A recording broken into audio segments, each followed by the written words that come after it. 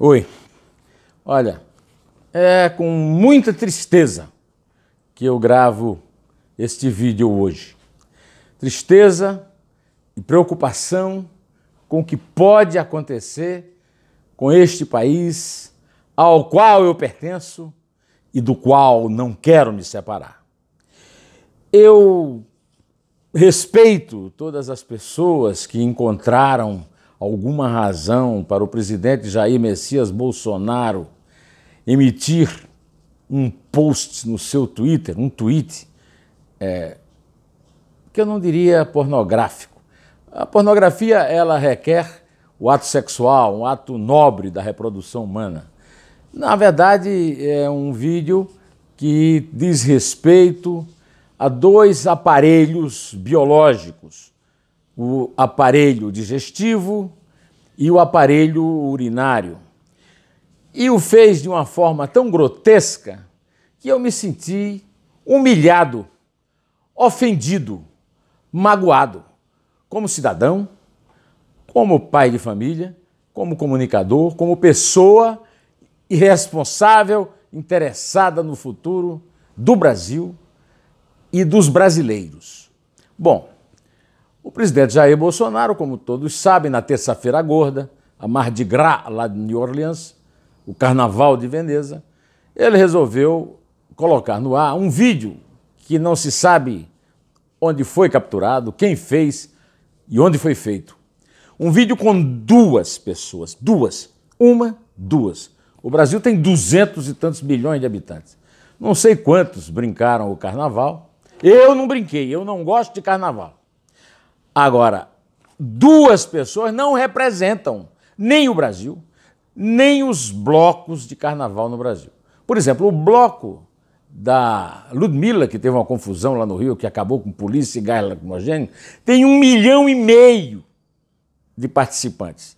Teve confusão da polícia, mas não há registro desse tipo de filmagem, que eu não diria obscena, uma filmagem subhumana. Uma filmagem com cheiro e característica de esgoto.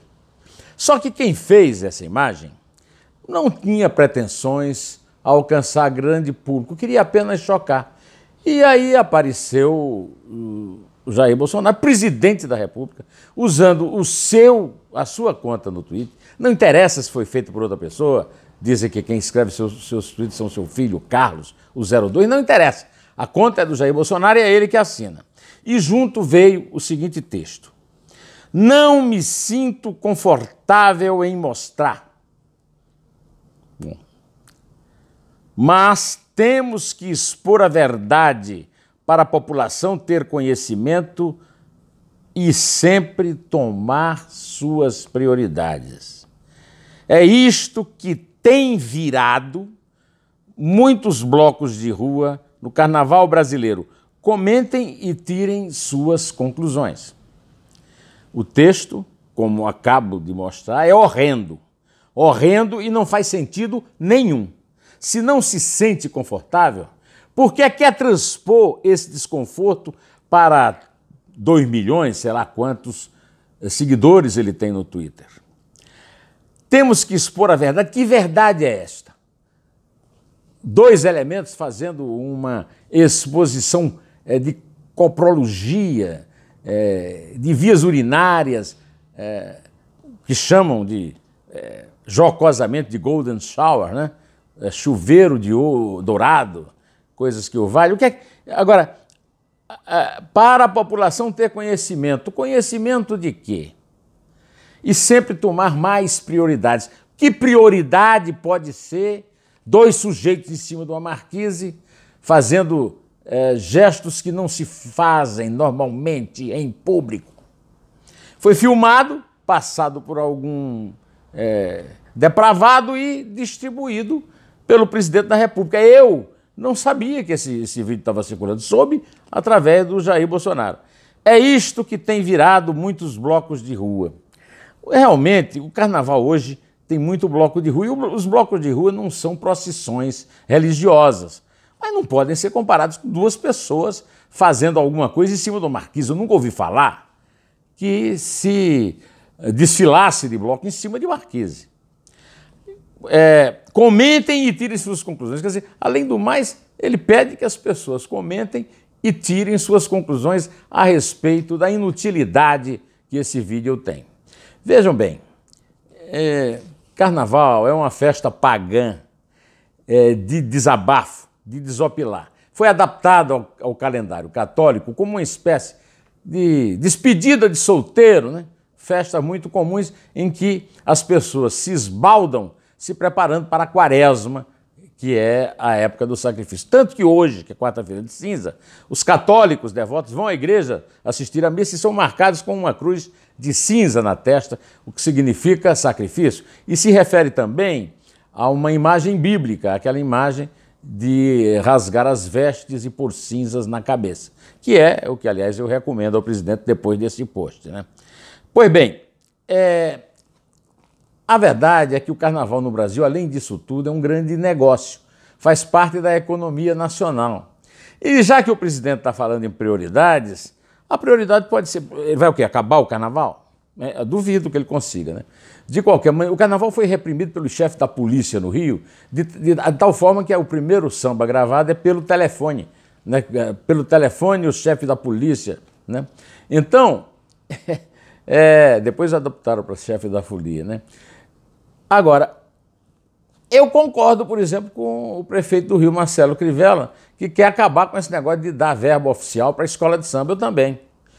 Isso aí era uma coisa que o presidente podia se preocupar. Por exemplo, a prefeitura do Rio financiar traficantes de entorpecentes que substituem bicheiros e que mandam nas escolas de samba. Por quê? É um negócio particular. Quem quiser que arrume financiamento para o desfile. Ah, mas é um negócio que dá muito lucro para o Rio. Olha, não sei. Eu aconselho o presidente a ler o Roberto da Mata, um grande antropólogo fluminense, lá de Niterói, que fez carreira nos Estados Unidos, cuja cultura o presidente tanto admira, e na Universidade de Notre Dame escreveu grandes livros sobre o carnaval, a casa e a rua no Brasil, mostrando que o carnaval é o momento em que os cidadãos viram, né, largam todas as suas repressões e viram. Esses aí não largaram repressão nenhuma, eles simplesmente, os dois lá, simplesmente fizeram uma farra particular que não queriam, queriam apenas chocar. O professor Miguel Reale Júnior, que eu admiro muito e que é um dos autores do impeachment de Dilma Rousseff, associado com a lucidíssima Janaína Pascoal, lembrou que esse gesto do presidente quebra o decoro do cargo que ele ocupa. Outra pessoa que eu respeito, o professor Roberto Romano, professor de ética da Unicamp e também muito respeitado, ex-monge beneditino, uma pessoa séria, lembrou que essa quebra de decoro, ele insiste que o Miguel Reale tem razão, essa quebra de decoro lembra o Fernando Collor de Mello, que é uma má memória. O Fernando Collor de Mello, submetido ao impeachment, teve que renunciar à presidência.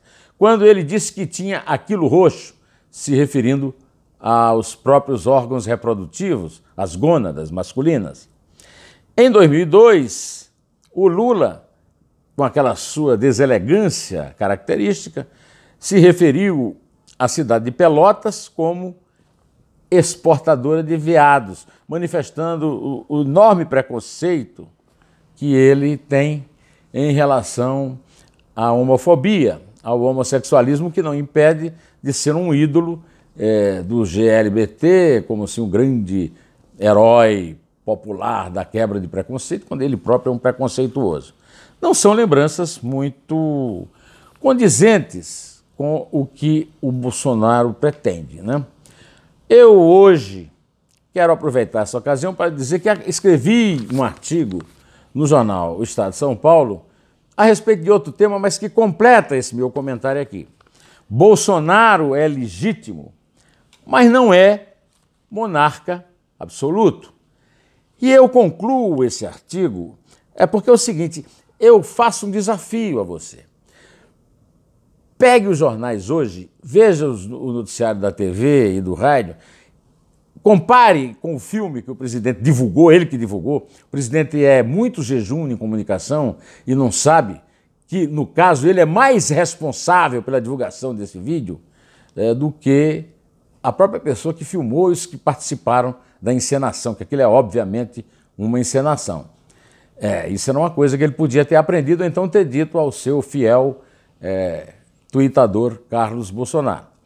Pois então, eu quero que vocês comparem esse vídeo com o que os jornais, a televisão e o rádio mostraram do carnaval mesmo, de milhões de pessoas nas ruas, nas cidades brasileiras. E aí vocês verão qual desses dois pontos de comunicação merecem a designação de lixo, que é muito usada pelo Carlos Bolsonaro quando se refere à imprensa, os meios tradicionais de imprensa.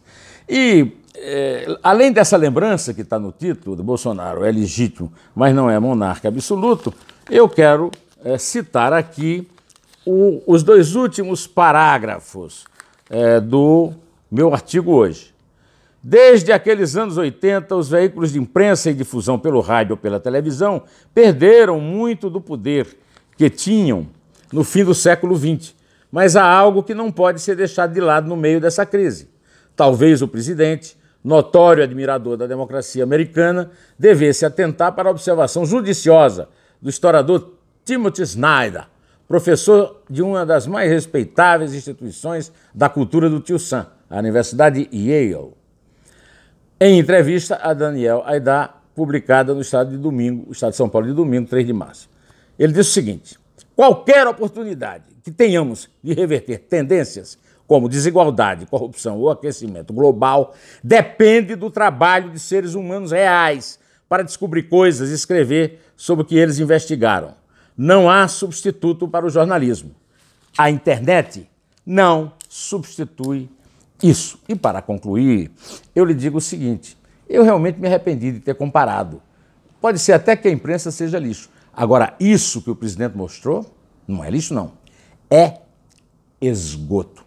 E é por isso que eu me sinto ofendido como cidadão e pai de família, chefe de família e participante de um lar que é obrigado a ver esse tipo de coisa. Bom, direto ao assunto, em té, e só a verdade nos salvará.